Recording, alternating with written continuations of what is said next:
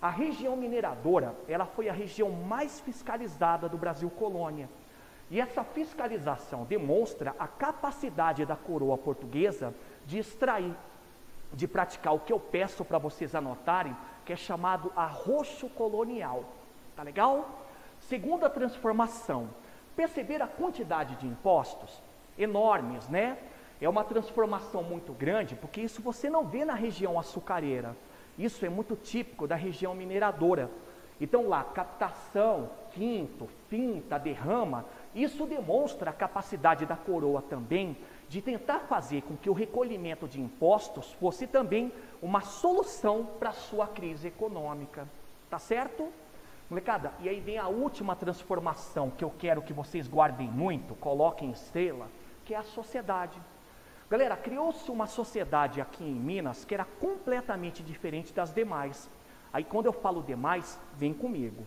A primeira sociedade que vocês aprenderam quando eu estudei o período açucareiro foi a sociedade açucareira. Lembra dela? Ela era patriarcal, imóvel e rural, tá? Então a gente percebe que era uma sociedade muito ligada à terra, era uma sociedade aristocrática, e era uma sociedade, como eu disse, imóvel, ela não tinha alteração. Pegaram? Outra sociedade que a gente viu é a sociedade pecuarista. A sociedade pecuarista, pessoal, era diferente também, porque ela geralmente utilizava mão de obra livre, o vaqueiro, lembra? Ela permitia uma certa mobilidade social também, só que era uma sociedade muito volátil. Era uma sociedade que estava muito ligada à questão da pecuária e não tinha local fixo. Legal? Agora, olhem para essa daqui. Molecada, a primeira coisa que a gente tem que perceber, e é muito parecido com as demais sociedades que eu mencionei, é que a sociedade mineira era uma sociedade patriarcal. Tá legal? Então, quando eu falo patriarcal, eu falo que quem é a autoridade é o pai. É como se fosse aquela representação de uma liderança. Joia? A primeira mudança. A sociedade mineira é urbana. Molecada, e quando eu falo urbana, eu estou rompendo com o padrão daquela época. Afinal de contas, as demais sociedades mencionadas ainda eram muito rurais. Joia? Outra característica, também é uma transformação, é uma diferença, é uma sociedade diversa, diversificada. Para vocês terem uma ideia, a sociedade mineira, ela tinha 3 componentes. A elite, que era chamada grandes mineradores, uma classe média composta por uma série de métiers, de ofícios, de componentes, e a última parte é a camada escrava. O que é interessante, essa classe média, pessoal, existir de forma diversificada. Quem que você tem ali? Você tem a prostituta, o comerciante, o intelectual, o funcionário público, o marceneiro. Então é legal porque essa classe média é a classe diversa, é a classe que tinha uma tendência muito grande, tchutchucos, de mudar. Tá legal? E para finalizar, olha só que grande diferença também. É uma sociedade móvel. Ela permitia, Caio de Costas, que um escravo pudesse sair da condição em que ele estava e se tornar, por exemplo, ou uma classe média ou um minerador, até grande minerador. Era raro, mas podia acontecer. Entenderam? Molecada, eu peço para vocês anotarem de tudo que eu falei para vocês sempre, que a sociedade mineira é uma sociedade, aspas, democrática. Tá legal? É diversificada, móvel e por isso mais democrática. Beleza? Para a gente terminar, pessoal, o último ponto que eu passo para vocês, antes de chegar nas consequências, que são muito importantes, é o Distrito Diamantino. Tchutchucos, é o seguinte, de todos os territórios que eu destaquei com vocês aqui, Minas, Goiás e Mato Grosso, o território mais explorado no sentido de não só cobrança de impostos, mas também de imposição da coroa, é o Distrito Diamantino. Na prova, anotem aí, pode aparecer o nome Tijuco, tá? É o outro nome do Distrito Diamantino. E diz tudo, o próprio nome, o que produzia, o que era encontrado ali? Diamante. Regra fundamental, o diamante é mais caro que o ouro, não é?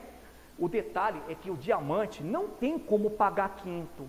Então, a priori, todo mundo vai guardar que o distrito diamantino era estanco real. A exploração era feita diretamente por Portugal, era feito diretamente pela coroa portuguesa, tá certo?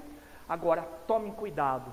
Molecada, antes da gente falar dessa questão de estanco real, que é a realidade do distrito diamantino, houve um sistema chamado contratual.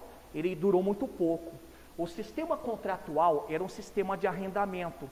É quando a coroa portuguesa arrendava o território para algum explorador.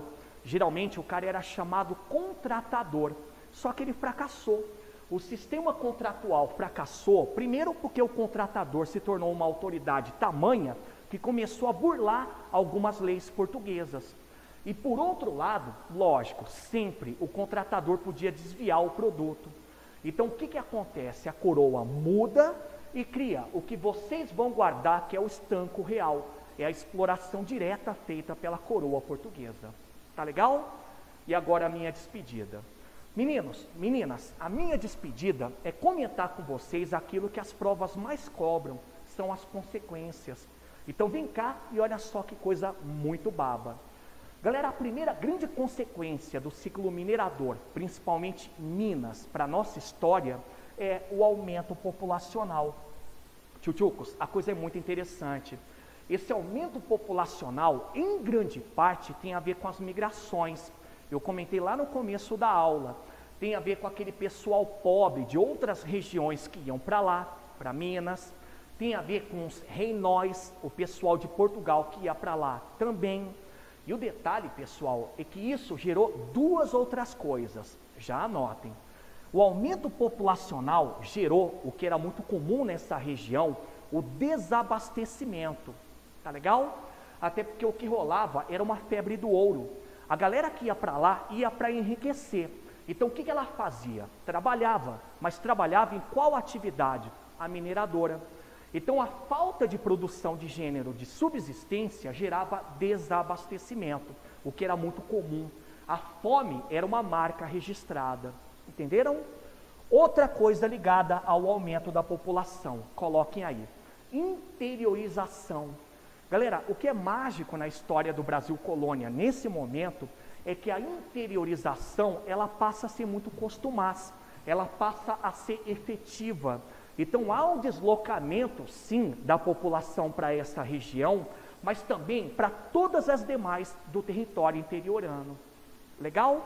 Então essa é a primeira consequência. Vamos olhar a segunda? A segunda é a urbanização. E quando eu falo urbanização, corrobora com aquela característica da sociedade mineira. Ela é urbanizada, né? Só que não fica no feijão com arroz. A urbanização significa que a cidade, ela passa a ser o epicentro de tudo.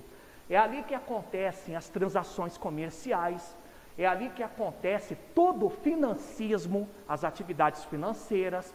Ali acontece também o pulsar da cultura.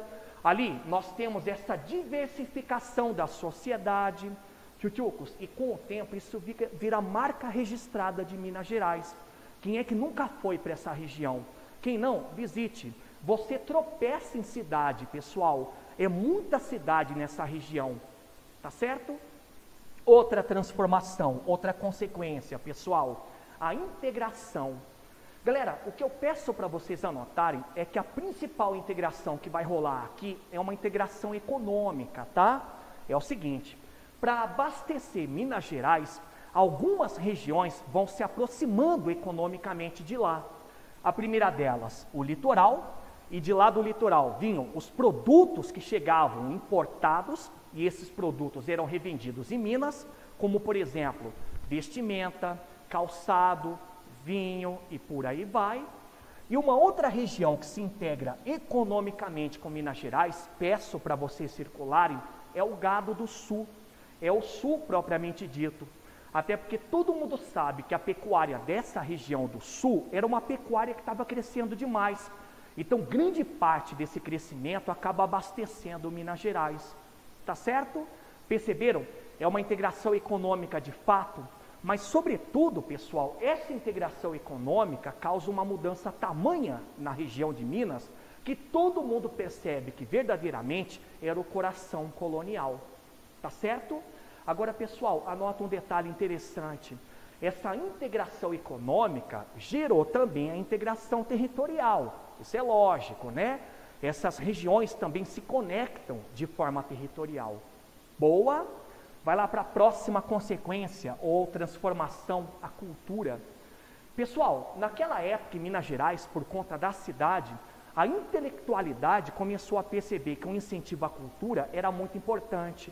Mas, ao mesmo tempo, muitos também ligados ao ouro perceberam que eles podiam expiar pecados. E, ao expiar pecado, eles podiam contribuir para a criação artística a partir, por exemplo, do financiamento de igrejas, de construções. Então, a cultura nessa região foi uma cultura muito interessante. Ela teve vibração, ela teve muita autonomia e muito investimento também. Da cultura, o que vocês vão guardar sempre? Primeiro, o barroco, que acabou sendo muito importante em 3 pontos, tá? Primeiro, porque faz uma conexão religiosa com a população, até porque todo mundo sabe que o barroco ele tem esse apelo religioso. Segundo ponto, o barroco ele tem toda uma conexão também com a questão arquitetônica, até porque muito do que foi construído naquela época eram igrejas. E para finalizar, pessoal, o barroco, ele também trabalhou com artes plásticas, pinturas. E quando eu faço esse gesto, são pinturas no teto, os chamados afrescos. Tá legal? Um nome para a gente guardar, vocês também, Aleijadinho. Boa? Agora, pessoal, tem uma outra manifestação cultural que é o arcadismo, que vocês estudam muito em literatura. O arcadismo aqui, ele teve uma pegada diferente. Ele não foi ligado muito à questão da exaltação da natureza e por aí vai. Se ligou muito à questão de política, até porque grande parte dos escritores árcades daquela época, eles tinham uma referência iluminista, uma referência europeia. Tá legal? Então pode anotar que o arcadismo aqui, ele está muito ligado à questão política, à questão de discussão da liberdade. E um nome para a gente destacar, anotem, muito importante, Tomás Antônio Gonzaga, tá certo?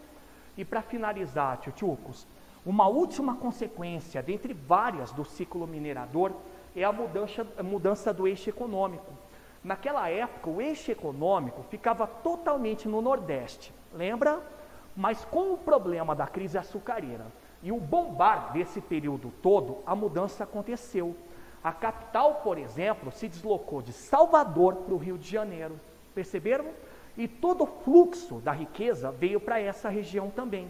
Então, resumindo, a mudança econômica significa que o Sudeste se torna a região mais importante do Brasil colônia. Tudo bem? Tá certo? Posso passar uma última dica?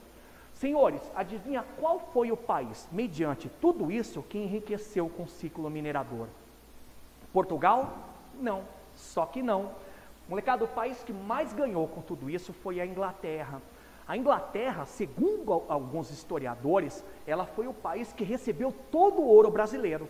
Legal? Por quê? Por conta das dívidas com Portugal. E sabe qual que é a importância disso? É que quando a Inglaterra enriquece, ela está criando as condições para a sua revolução industrial. Tá legal? Então frisa no caderno. O país que mais ganhou com tudo isso foi a Inglaterra. Joia? Captaram?